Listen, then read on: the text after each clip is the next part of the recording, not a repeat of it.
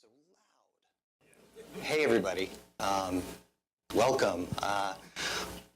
I am Chris Aquino. I work for Big Nerd Ranch. I am branded tonight, in case you were wondering. I'm the director of web engineering over there. I wrote a book that was based on our front-end training course, and I just happen to have a copy of that book for one lucky person. I'll give it away later. Just want to make sure you're paying attention to me during the talk. But you didn't come here to hear me talk about this book. You came here for the pizza. Actually, you came here to hear about Node-RED. So what is Node-RED? Node-RED is, it's a visual programming environment where you drag and drop little boxes onto the screen, and you make little connections, and it basically looks like a diagram of what you want your program to do, which is kind of awesome. It, as the name implies, runs on Node.js.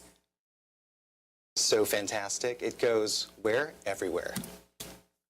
First, a little bit of terminology, because this will throw you off if you try to read the documentation.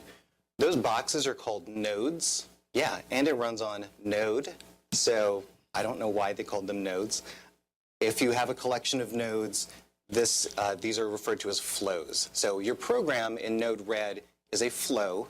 Your boxes are nodes. So now, an example.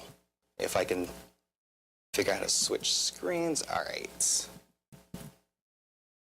So this is the Node-RED web page. Here's what's going on. Running the Node-RED program starts a little server on your machine, and then you do all of your programming in the browser. You pull up a web page served by that server, and it does all the stuff under the hood. It's so easy, and I love it. So let's deploy this. All right. Let's imagine that I dragged and dropped these boxes myself. And this is the output that you would see. I don't know if the debug is going to increase in size. This program, or flow, if you will, searches Twitter for the hashtag JavaScript. All right? Then it runs it through sentiment analysis. That's just a box that I dragged and dropped on here.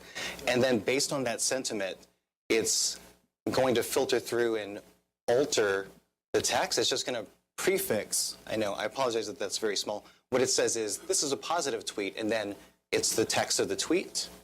Likewise, a negative tweet. But who would say anything bad about JavaScript? I mean, really. And then all I'm doing right now is outputting to the debug log. Yes, ladies and gentlemen, it's just that easy. So as you saw, for each of these boxes, I'm able to make some configuration changes to it. And all of the nodes are on the left, and they basically shake out into a couple different varieties. You've got input, and your kinds of input can just be a button that sends some text, or it's going to send a timestamp or something like that. You can also hook into some sort of URL, so you can have an HTTP input. There's also WebSockets. You can get information from the serial port. So yes, now we're branching out into hardware that you can hook up to your machine. Likewise, your output can be various things that are either hardware or network related. And then there's this panel of functions, which is really nice because it abstracts away a lot of the common things that you'll need to do. Watchers, loops of various kinds, branching, so your if and else's or your case statements. You can also have it do things like work with CSV or JSON or that sort of thing. So if you want something beefier, you've also got access to things like sending emails or tweeting, because no Internet of Things thing is complete if it doesn't tweet. Anyhow, back to the presentation. Now I'm going to go right back. Okay, so we're going to build something. I'm going to create a new flow over here. There's just this nice little plus sign. I am merely going to have it output some text because hello world should be the first thing I build. So notice that the kinds of things that I can output from this simple inject node, I'm going to go with string. Let's output the text, hello, Atlanta JavaScript meetup. Great. Next, I just want to output it, so I'm going to use the debug node. And this will output to the right-hand side of the browser window. I'm just going to take this, I'm just going to drag it over, and now they're connected. What? So because I've made changes, this button turns red. It's saying you need to deploy. So I deploy, and then I just, wow, that's really tiny. Believe me when I say that it says, hello, Atlanta JavaScript meetup. So let's insert something in between. I'm just going to delete that connection. All I did was click to highlight it, and then press the delete key. So let's put it through some sort of, I don't know, a custom function. Yes, you can write raw JavaScript into these nodes. It's very, very powerful. It abstracts away a lot of the stuff that you're not going to care about. The things that you actually care about, you can customize. When you want to access the information being passed from one node to the next, you can access it via the message object. That's just provided for you into your function body. So I'm going to probably mess this up, but that's totally okay because you're very forgiving, aren't you? Let's see, message dot. I happen to know from reading the docs that it is the payload property. And to uppercase, I think that's a capital C. If anybody knows better, please tell me. All right. So I'm just augmenting the message payload and just uppercasing it. So done deploy, and live coding, yay. I didn't actually have to tell you that it didn't work because you can't read it. I'm going to continue instead of fixing that, but trust me, oh, yeah, here we go. What's up? So this is the pre-done version. That looks like that should have worked. Anyhow.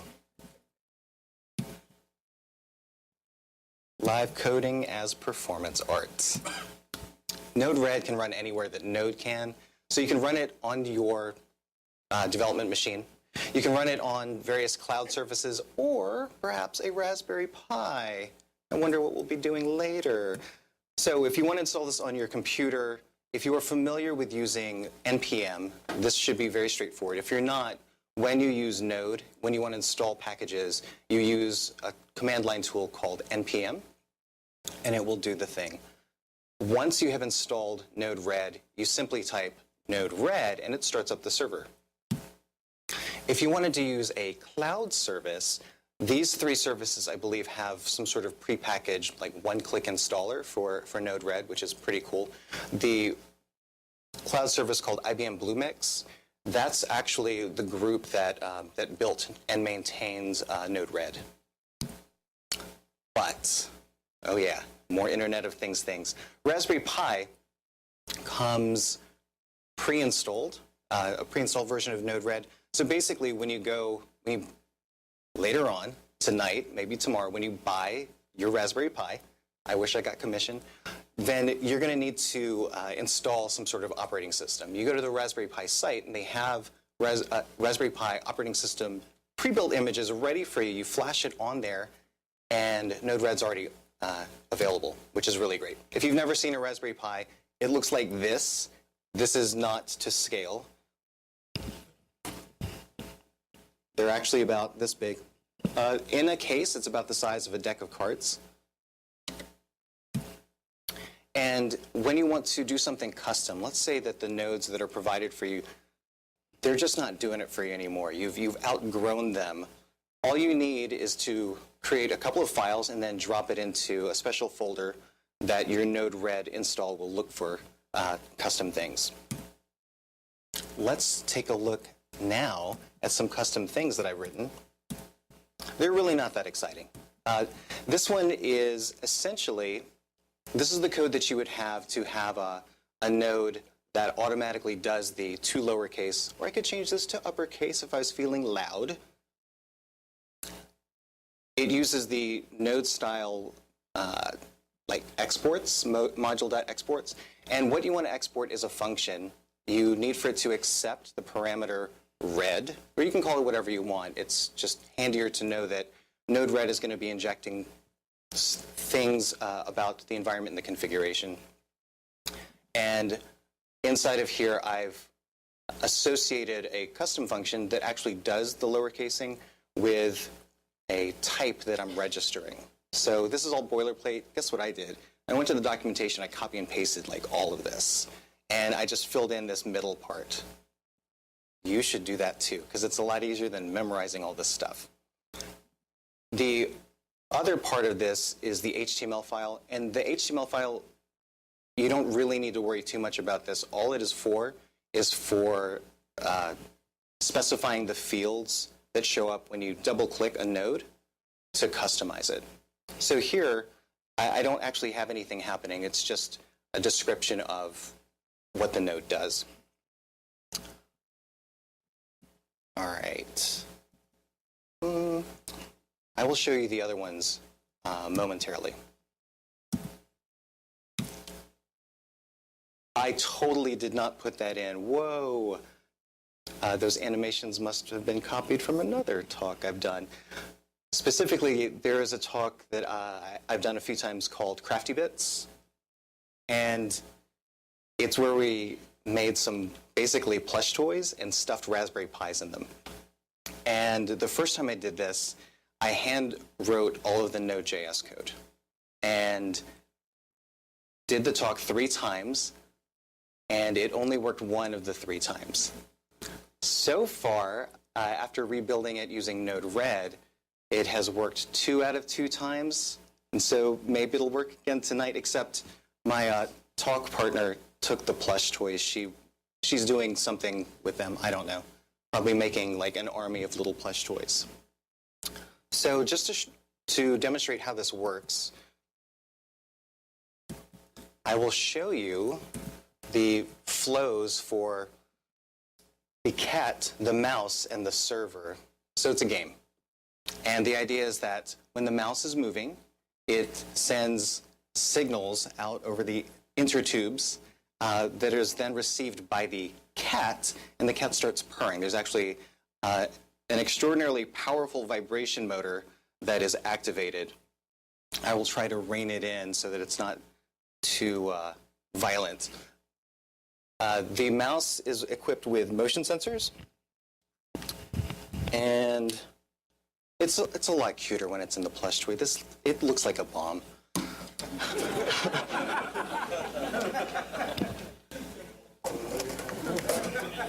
And this one, like, really looks like a bomb. I mean, all right. So the cat is on the right, and I'm just going to show you. No, too big. So it does have a node for the WebSockets connection. The WebSockets connection is listening for signals about whether the motor should be on or off. In order to test it, tight grip, I added these little input buttons. Can anybody? My hand is shaking. Oh, yeah, there it is. So I can also manually turn it off. Whew. And so the mouse, I'm going to start monitoring the motion detector. I could use a hand. Does anybody want to hold on to either the motor or the mouse? Yes. Please grab the thing. Yeah, grab that, and if you want, take the whole thing. All right. So the mouse, labeled mouse, I'm going to start monitoring the. Yes. All right. I'm going to start monitoring the motion detectors. And so as I move the mouse around, the motor runs. And when I stop, then the motor stops. And so the whole idea was, imagine your furry friend at home playing with his toy, or her toy. My favorite cat is a boy cat. A specific one, not just all boy cats. And so you've got this cat avatar at work, and you know that your cat is at home playing with the toy, and your cat avatar is purring to represent. Anyway, you get it. Taking a look at these flows, everything's initiated from the mouse. What I'm doing is I'm reading movement data here, and I know that this is not going to be readable, but it's making a call into a little script that just monitors for the hardware. I know I'm doing this big hand-wavy thing because it's actually not written in JavaScript, it's written in Python, which is sort of, it's probably the fastest way to do development for hardware-specific things. Also, I didn't write it. Somebody much smarter than me wrote it and soldered all the things together. Now, I had problems with the Wi-Fi, so what I tried to do was have a backup where it would not only send the signal out over WebSockets, it would also send the signal out over Bluetooth.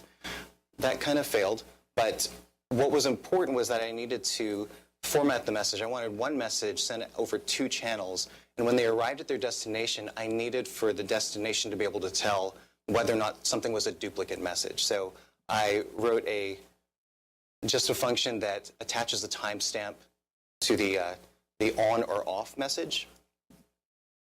And here's how after that message is transformed, you can see that it is linked both to the Bluetooth serial hardware device and also to a WebSocket.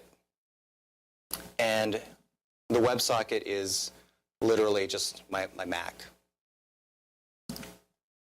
So now, after the on or off message goes out, it is received by my Mac, and that is, let's see, which flow? Yeah, this one. There's actually a lot more. There are more nodes on here than necessary. But, yeah. Let's look at this one. This is the cleaned up version. Here's where I'm listening for WebSocket connection from the mouse. And then I filter out duplicates. I have named this node filter out duplicates. And that is a custom node that I created. And looking just at the JavaScript, I'm basically, it's not that exciting. I'm just looking to see if the message has been seen. I'm registering all the timestamps that I see, and if I see more than one with the same timestamp, I just disregard it. And yeah, then I just pass that along to the cat. The cat looks like this. This is the first one that you saw. It is receiving the on or off message from the WebSocket, and if it's on, trigger the motor on script, off, you guessed it, the motor off script. And also I've got debugging, because who doesn't love long debug messages? All right.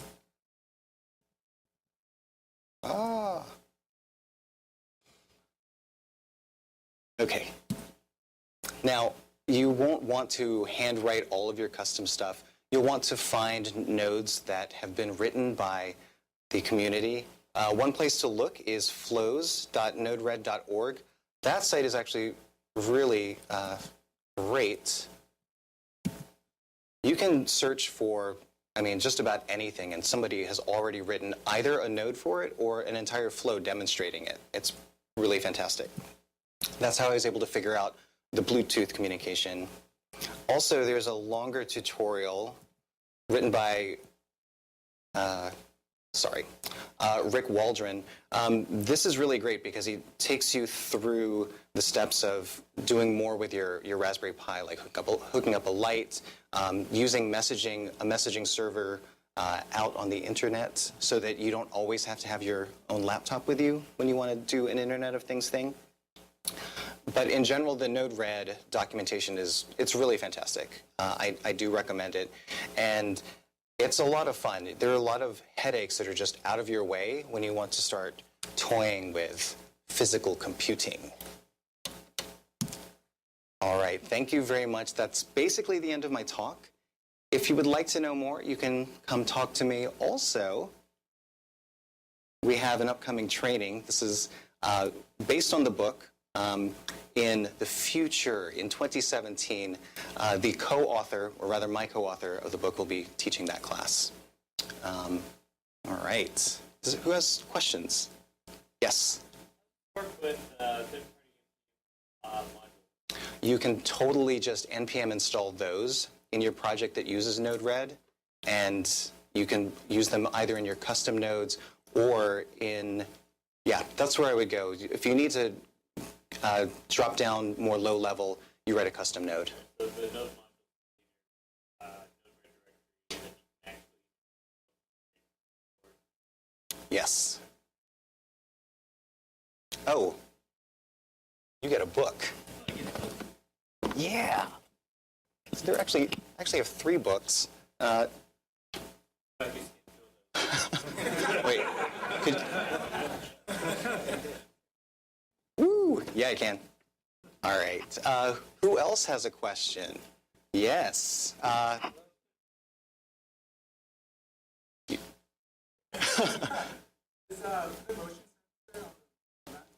Yeah.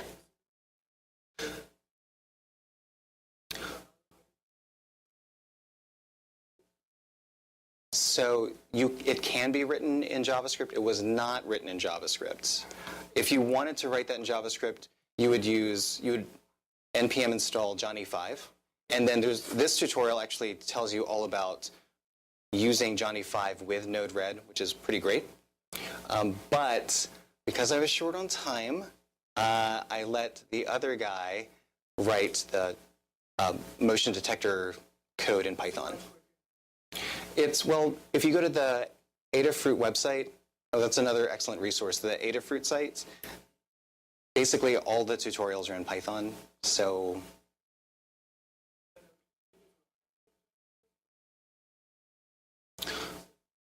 I actually don't know. I don't know. Reliable. What? Would you care for a book? Okay.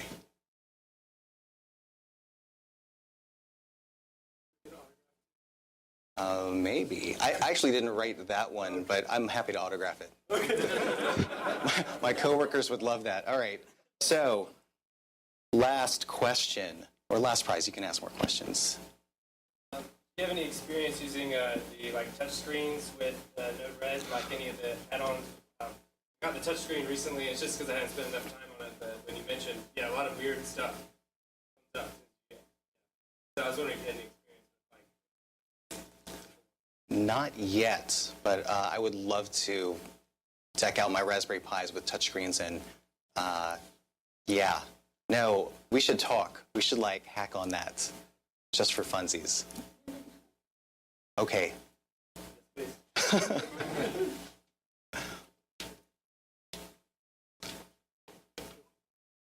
I'm out of fun prizes, but I love that you still have questions.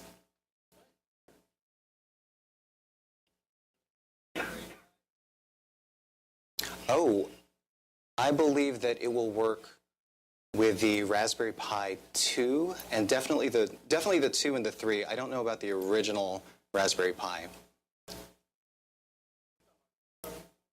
For Node-RED? I don't think there are. I think that if Node will run, Node-RED will run.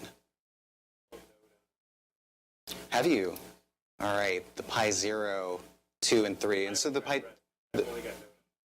well, yeah, you don't really need a particularly beefy machine to run Node-RED. Oh, yes. Good.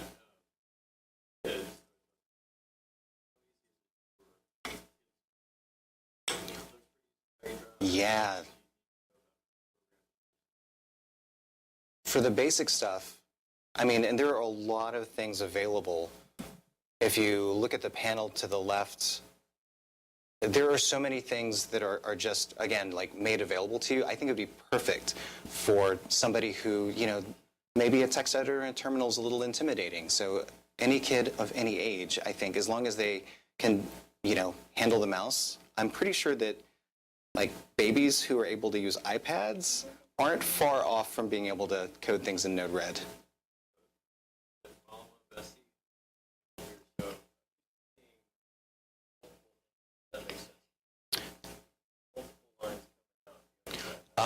So this node is basically a switch statement. If I were to add more branches, then more outputs would appear.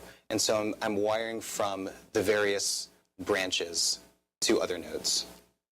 Well, I actually only care about one of them. But... Sweet, yeah. Other questions? Yes. Mass distribution.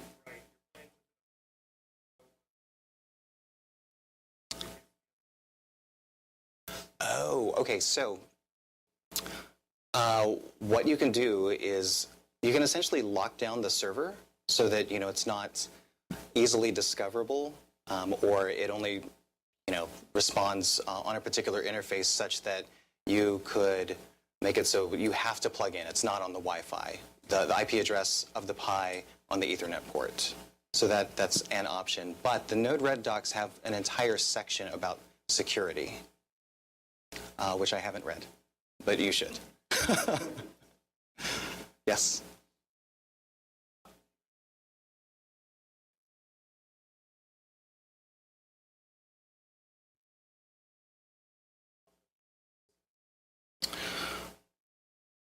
Exceptions.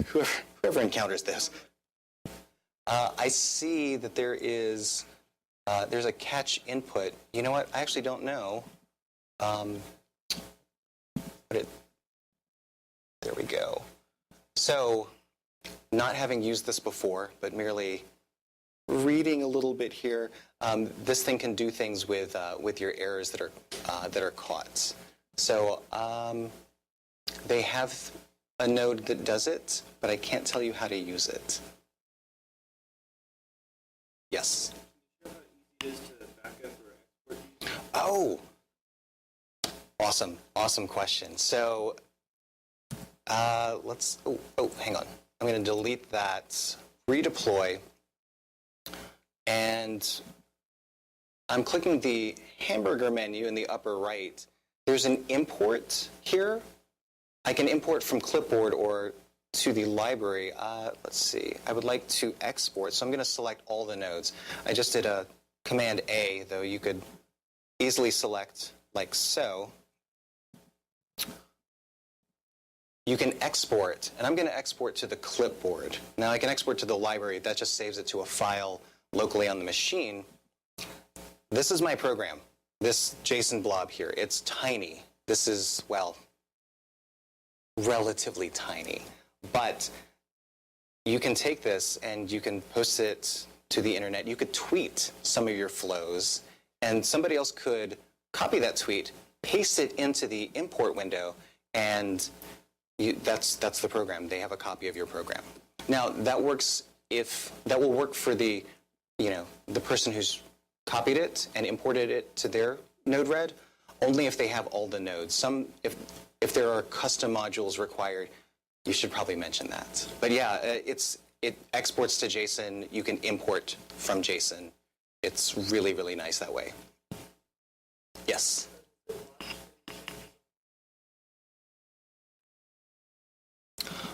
Oh, you mean if I make a change to...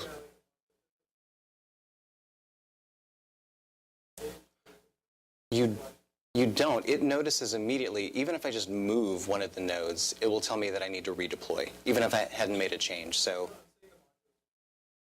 oh, the custom modules that you build with HTML and JavaScript, you actually have to kill the server and start it back up. But I mean, when you're doing that, you're handing it some under the hood stuff that it has to load it when it starts up.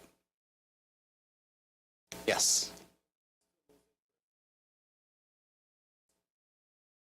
Most interesting thing so vibrating plush toys aren't doing it for you. Wow, I'm totally blanking. I did once see a game with basically a tilt sensor that people had attached to their beers. It was a way to enforce scoring on some sort of drinking game. So that was fascinating. Other questions? Did I miss anybody? Yes.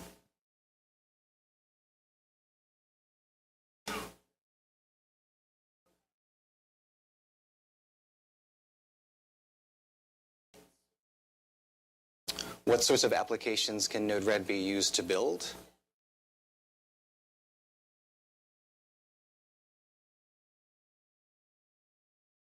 I mean, you basically have access to, you could use it for anything that you would write a Node.js program for. It is best suited for wiring up inputs and outputs, like network to hardware, hardware to network, that sort of thing. Basically, the whole Internet of Things thing, sensors, getting remote sensor data and doing something with it.